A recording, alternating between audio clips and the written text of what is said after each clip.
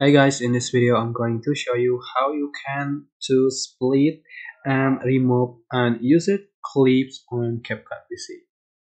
For instance, I'm going to select my video here, and if you want to remove some part on your video, you have to split before in the part that you want to remove. So for instance, I'm going to remove this part.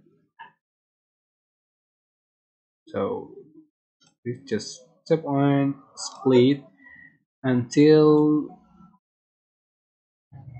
this part this part, and select split again, and select clip you want to remove. So which is I'm going to select the middle clips, and I'm going to remove. So just tap on delete.